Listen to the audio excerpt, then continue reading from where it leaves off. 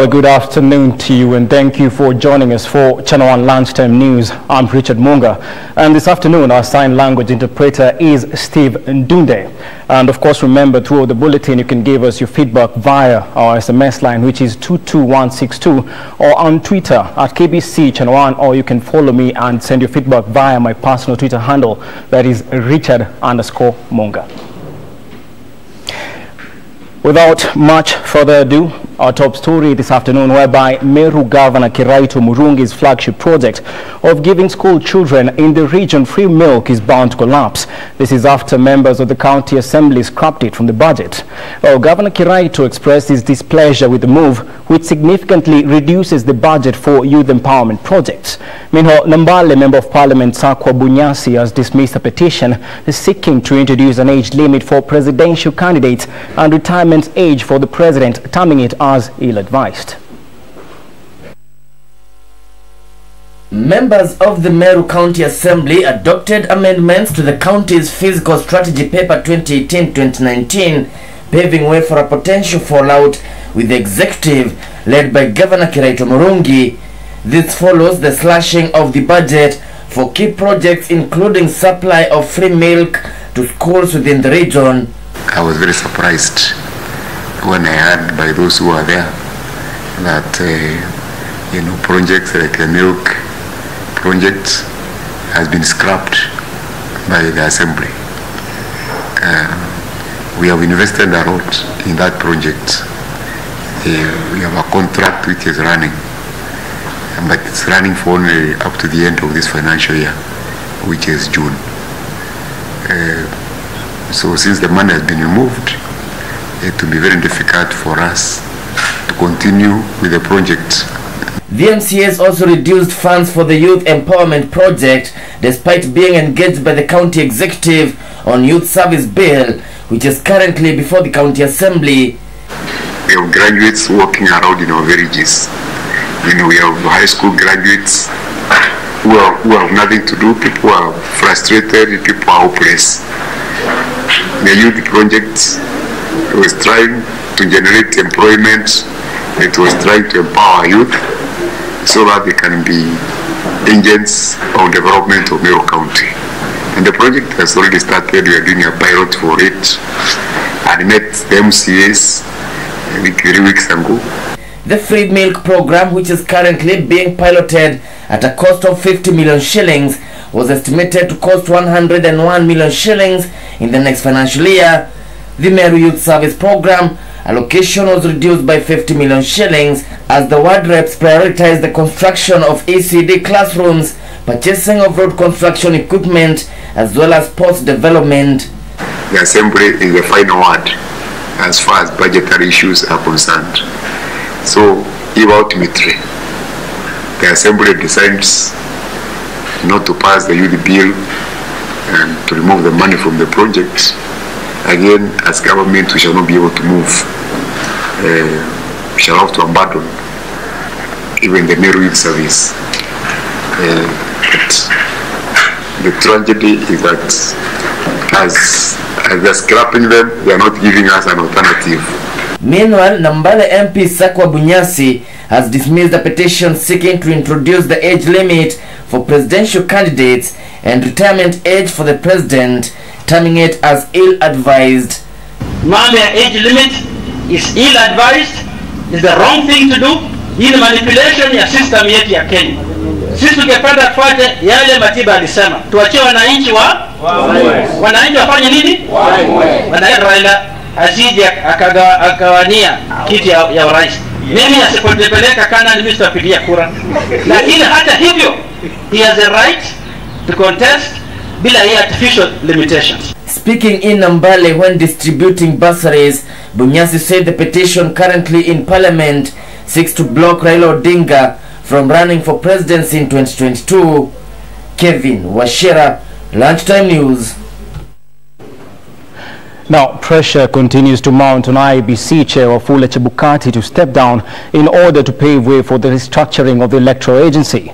A section of political leaders insists that Chebukati and the two other remaining commissioners lack the moral authority to prudently execute the affairs of the electoral body. These sentiments have received support from a section of members of the clergy who now claim that the commissioners lost public trust and must be reorganized henceforth.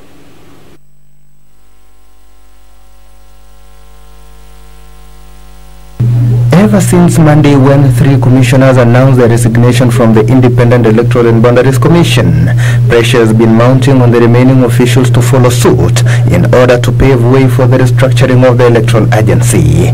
But the 3 officials who now remain at the apex of the beleaguered commission are unyielding. At a press conference Friday evening, the team led by Chairman Wafula Chebukati promised to stay put, urging those who have an issue with their stay in office to seek legal redress. The national conversation has to be bigger than replacing chairman, commissioners, or even secretariat. It should center on objective transformation of the institution involving all stakeholders.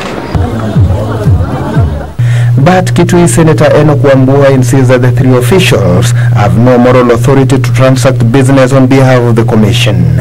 The 2 commissioners and the chairman who are left in office, I want to put them on notice and say they are not recognized by the people of Kitui County as commissioners of the IEBC. They lack independence, they lack integrity, they have no business in office. They should quit and go. His sentiments received support from Agriculture Cabinet Secretary Mwangi Kiunjuri and Laikipia West MP Patrick Mariru, who argued that it will be difficult for Chebukati and his team to hang on to the commission as they will soon be hounded out of office. Nasema hata kama niyo IEBC waangalie vile rais, vile deputy president, vile Raila Odinga na wengine wanaendelea. Malaki sisi tumeamua hii Kenya si ya mtu mmoja. Na Kenya ni kubwa kuliko sisi wote. Na vile tunaweza saidia wa Kenya ni kuwafanyia kazi. Hii IEBC, wewe Chebukati, nani Chiroba anasema wewe si kiongozi mzuri. Commissioner watatu wanasema wewe si kiongozi mzuri. Wanalisaini wote. Wewe unajifanya wewe ndio uko na trust ya Kenyans. Tunataka kuambia Chebukati hata yeye sio aende kesho, anastahili kuwa ameenda jana. Ndio hii commission iwe empty, tuwekea commissioner. The church has also weighed into the raging debate. The Kenya Conference of Catholic Bishops Chairman Philip Anyolo says as presently constituted, the electoral agency requires restructuring. See, I think it's collapsing. So the best thing is to do is let us all as Kenyans again come together again and look at the fact that we need IEBC. And maybe it's an opportunity that we shall have also an IEBC that all of us will agree together. The bishop charges that the ongoing discussions on building harmony in the country must include formation of an independent electoral agency that can serve the interests of the public. Let us all of us calm down, be sober in looking at the idea of IEBC. And if all of us agree, we get the IEBC that we need, and we know it will provide, it will serve us, and then it will have to be a solution. You know, IEBC always has been a disputed position with the places even before it starts working. Yeah, it was never agreed upon. One person has agreed, another one rejected, and such like things. So, like, it's not like all political reaches have agreed on one. IEBC. To date, Chebukati insists that the issues touching on the commission have been blown out of proportion. He says the perceived crisis in the commission only came up after issues of procurement in regards to the 2017 general elections polls were raised. Eric Biegon reporting for Channel 1 News. Well, of course, it will be interesting to see how that unfolds. And remember, you can send us your feedback on that and other stories on our SMS line. That is 22162, on Twitter at Channel 1, and my personal Twitter handle, Richard_Munga. Now, moving on, marginalization of women in all spheres of development and access to resources such as land, health, education and information remains a major challenge. This is despite efforts in women empowerment. Public Service, Youth and Gender Affairs Cabinet Secretary Margaret Kobia has called for participation of women in leadership and decision-making.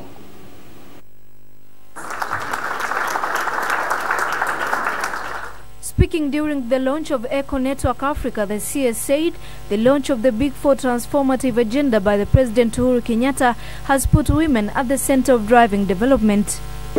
Indeed, it is the conviction of His Excellency the President and his administration that our country cannot attain full development if half of the population is left behind or not fully gainfully engaged.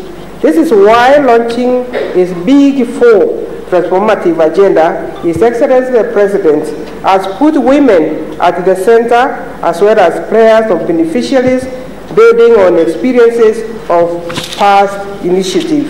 The fact that the government has our own Ministry of Public Service, Gender and the Youth just goes to make a statement how this particular administration values uplifting women and youth.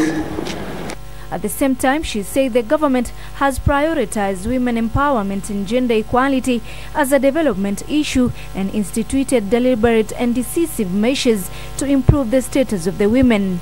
The government has the Enterprise Development Fund for Women that deals with financial inclusion, various other affirmative action like Women Enterprise Fund, National Government Affirmative Fund that is given to women representative in the 40 counties as an affirmative action, and the Wealth Fund, which is also given to women without completely any interest to enable them to go into some small-scale businesses.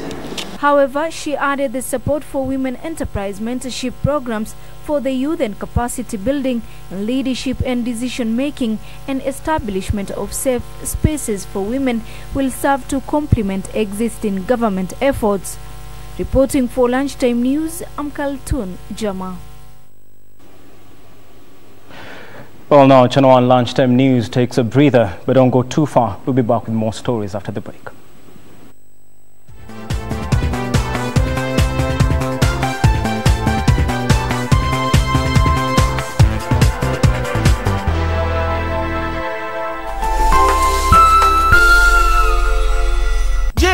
Waweza fanya nini kwa dakika 4? Na mega dola. Unaweza piga chef? Na mega dola. Kila kitu ni mega. Waweza pika ugali? Na mega dola. Pesa hapa ni mega. Na mega. Labda waweza fua nguo? Na mega dola. Ama unaweza tengeneza milioni 30. 4 minutes are enough to win big with Mega Dollar. Just go to Lipa na M-Pesa, select Pay Bill, enter business number 295888, enter account name KBC, deposit 10 shillings or more, enter your PIN and press OK, then choose 10 numbers from 1 to 80 and send to 29588. And you can win up to 30 million shillings every 4 minutes. Deposit, play and win with Mega Dollar. The big game for big winners.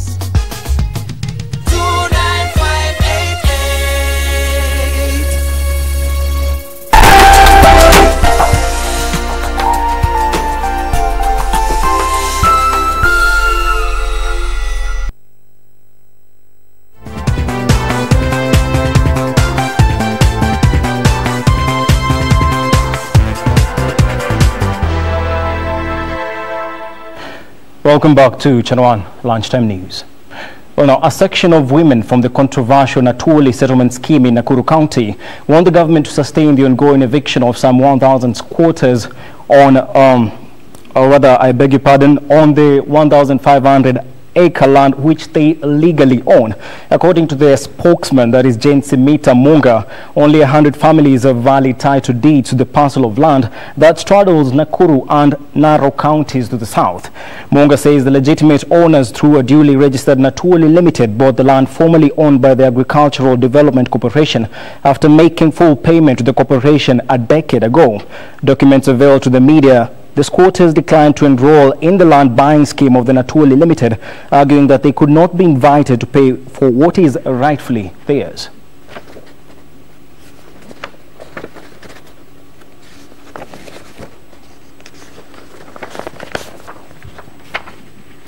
Matini yao, lakini wazee wetu hawalali kwa nyumbani, wanapigwa na marungu na mamishale, hata mabunduki wanapigwa naye.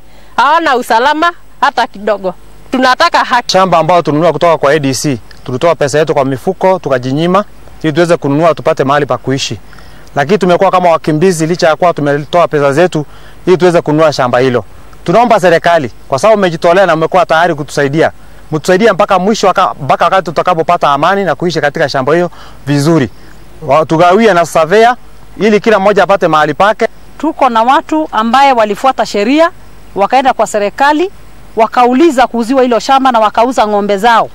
Na kama viongozi ya jamii ya Maa, tulikubaliana Senator Lekina tuko pamoja, Governor wa Narok, watu wakaambiwa hakuna kitu ya bure.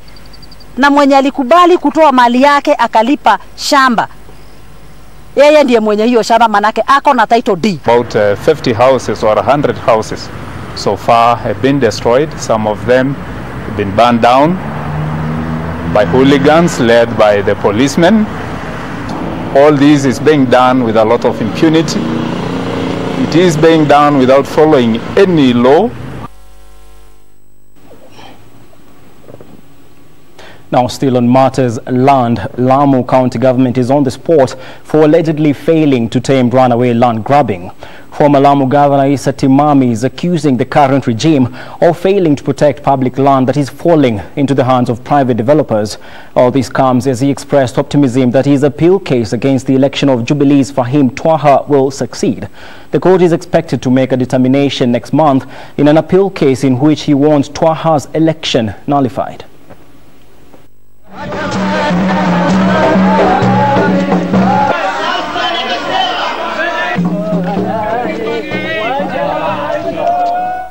Kuna miradi ya maendeleo, kama mimi ni governor wala si governor, hiyo mipango tutafanya kwa niaba, kwa sababu ya watu wa Lamu wapende, na katiba ya Kenya inatupa hiyo haki.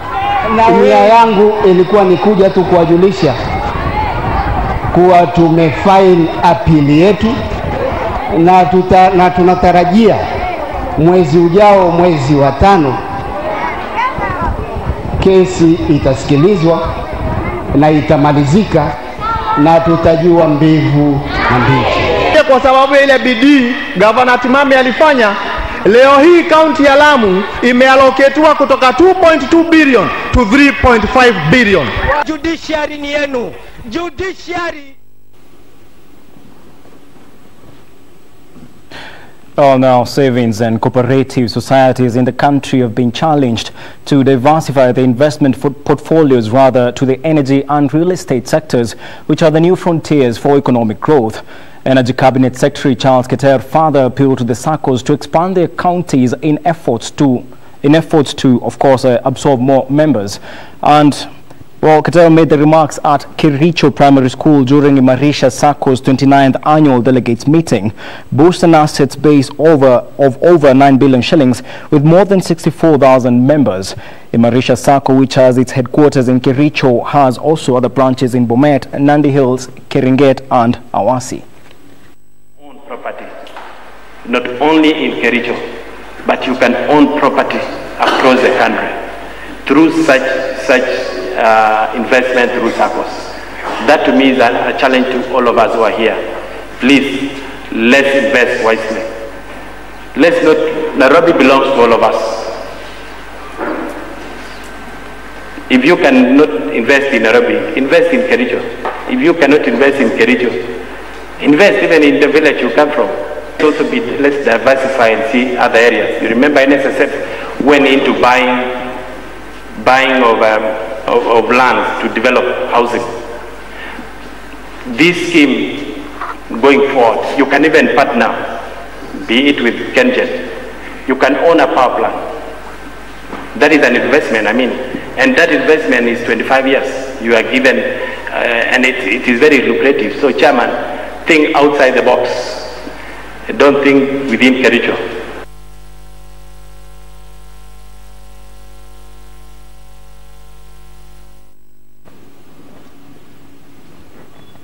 All now to a bit of mystery, whereby a group of border operators in the Tharaka Nithi County have resorted to rather unconventional means to find out the murderers of their colleague. The border operators held a fundraiser and engaged the services of witch doctors, lamenting authorities have done little to unravel the mystery. This is how border operators in Tharaka Nithi County chose to start their day. Amused residents gathered to witness the bizarre incident unfold. A witch doctor in action. The motive to expose killers of a border operator who was murdered in a cold blood and his motorcycle stolen. The border operators who sought the services claim that they are tired of their insecurity, hence the move. Tumesema sisi kama wana pikipiki ama sisi madereva wa pikipiki tumekwazika sana na hili jambo, tukasema hivi, hapa tunaonanga waizi wakiiba kahawa wanaitiwa mganga, waganga wanalogwa. Tumesema kama kuna mtu yeyote anajua ule mganga akikohoa nyumba zinaweka, tunamtaka akuje kwa hii kamati aweze kutuelezea. Mag Mudhoni, the mother of the deceased, said she approved the procedure since the killers of her late son, who was the breadwinner, were yet to be apprehended. Yule alitenda hiyo kitendo, nimempea Mungu, lakini Mungu awe pamoja na amuone kabisa haya mambo yametendeka. Mimi nakubaliana naye, huyo ndiye mtoto nilikuwa naangalia maishani mwangu.